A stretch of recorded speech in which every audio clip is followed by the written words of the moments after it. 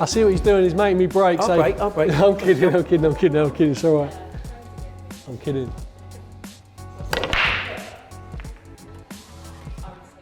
So how's it going at Bournemouth? Are you really enjoying being there? So I've been back at Bournemouth since 2016. So I was there as a player, obviously, back in the mid-90s, and I stepped out of football for quite a long time after that. After I finished playing quite early. But then Eddie Howe, who I played with when he was a Bournemouth player, obviously had a phenomenal record at Bournemouth, took Bournemouth up into the Premier League. And I went back as player liaison to help him basically look after the players and organise day-to-day running and the logistics of things. So, did you miss it when you had the time out? Yeah, massively. Yeah.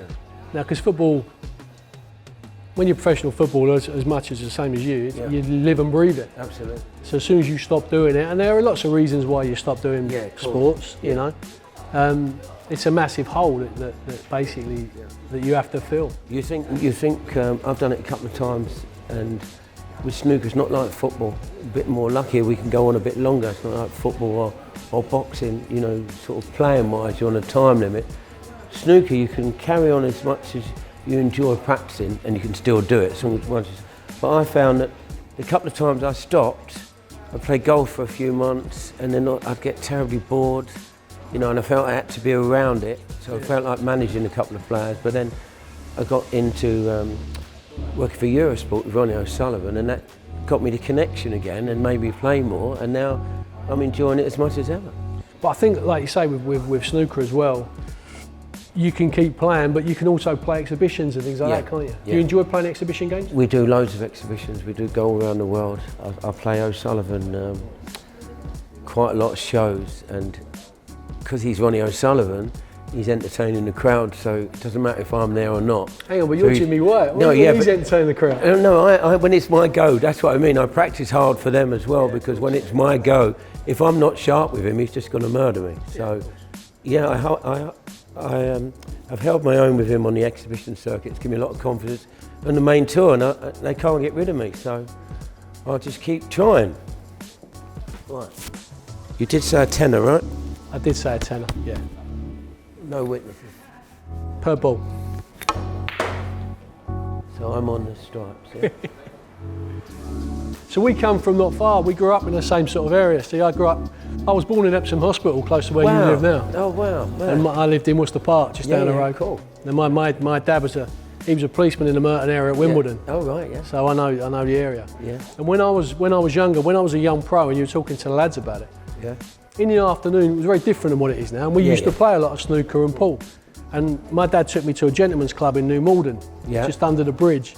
And I know it. You know it because you used to 4 or 5 tables in there. That's it. Yeah, very nice place. Your mate Tony Mio used to go down there and play as well. Yeah, that's crazy. So that was mine. You were saying to the lads, football's of my generation. We used to play a lot of pool and snooker. Yeah, because a lot of the footballers play a lot of golf now, but you wasn't allowed to ride motorbikes, right, or go skiing. No, you were right. It's an insurance thing. Yeah, and certainly back in the day you couldn't ski, but so you're either good at snooker or good at golf. Yeah. Basically, yeah. I'm not very good at either, to be fair. New Malden, no, well.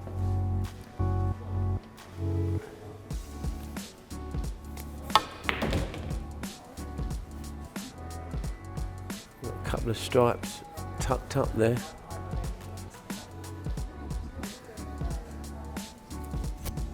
I'm interested to see what you're going to do. Try and disturb them. No good.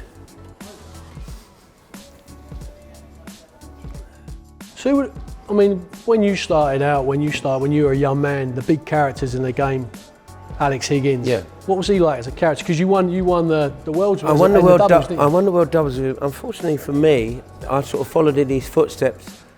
Okay, I wouldn't have changed it because I like to play the flair game. I like to play the attacking game, but I'd have won a lot more if I'd have been a bit more conservative. You know, a bit more like Steve Davis. But you know, that was the way I enjoyed playing, and that was because my hero was Higgins. You know, Higgins made the game, you know, so popular from nowhere. You know, he had that sort of X factor, early 70s, and but then Steve Davis come along, who's, you know, a fabulous player, fabulous gentleman towards the game, and now lucky enough, we've got Ronnie O'Sullivan. You know, you've got to have a bit of excitement. Do you think Ronnie balances up the two worlds? Do you think he plays with the flair and the control maybe that... He's took a bit from Steve Davis, a bit from me, a bit from Stephen Hendry, and he's made this absolute winning machine, and he's super fit.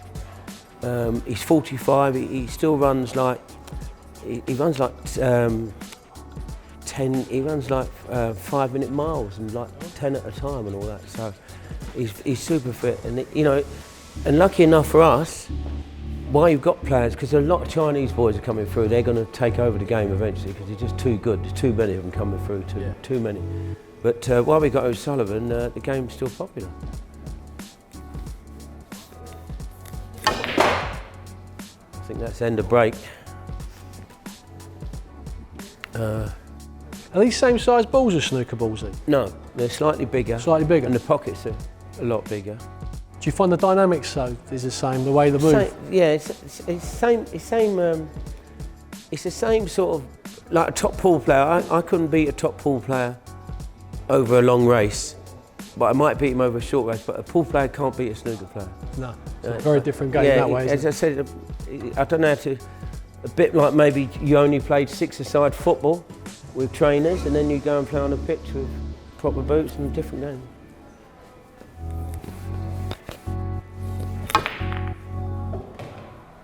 I didn't see that one up there. You didn't see it, but you certainly potted it. I'm running out of clues.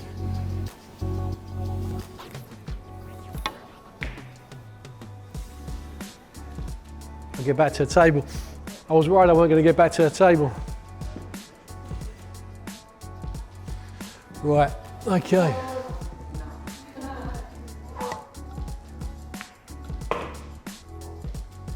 All right. Oh no. That's not done me any favours, is it? That was unlucky. That's not done me any favours whatsoever. No, that won't do that. Yeah, stay there. You can't see, I was going to move it for you. Yeah, go on. That was unlucky. Go on, play this through. That weren't your fault. There you go, give me a little bit of help. That was, play the red one. Yeah. So, try and nudge this green, the brown out. I'm nearly there, I'm the nearly man, aren't I? I'm the nearly man. Shot. Oh, lucky. This could be it.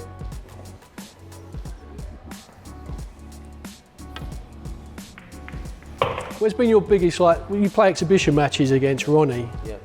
And I'd imagine you get some really strange requests, like pop stars do, where you suddenly get a call, can you come here and can you play a game for a certain amount of money? Where's been your most exciting place you went to? Well, we played quite a few, Ronnie Wood's a pal of mine from the Rolling Stones. Right. Our kids went to the same school together, our eldest daughters, and I've been a pal of his for 35 years. And I didn't for a minute think he knew anything about snooker. I'd heard he goes to the school now and again, drops his daughter off. Anyway, I met him. We've been pals ever since, and he has a table at his houses, but he has a table put up before every gig. So a guy... Every concert, yeah, every concert, they have a snooker table put up, and they have one game, him and Keith Richards. And now, they're all sober now. But years ago, I went to watch them play, and there's all like martinis and ashtrays all around this beautiful table, like I can't look in case I spill it. And now it's all, you know, beautifully clean, and, you know, their idea of enjoyment now, they've got a library, you know, they've got fantastic books. Wherever they go, they get books on the area. But is that to get them in the zone, do you think? Because they're performing. But they have one game, him and Keith Richards, before their sound check. It takes about an hour because they're only average players. But, you know, they love it. You know, it's sort of a release. It's sort of what they're doing is just forgetting about everything for an hour and having a game of snooker. So there's a lot of my strangest request was in Norwich. I turned up to play, and in this big leisure centre, and I went in, and all this, like, there's about 400 tiered seating all round, and the guy went, "Oh, hi, I'm so-and-so, the promoter," and all that. He said, "Where's the snooker table?" Like, as though I was supposed to bring the snooker table with me.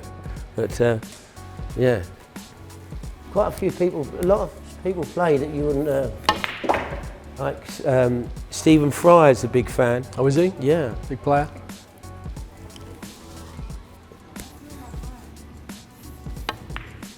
That's unbelievable. How you found that angle from there? I was lucky. I thought you might have been. Well done, Jim. Still want to win. I love it.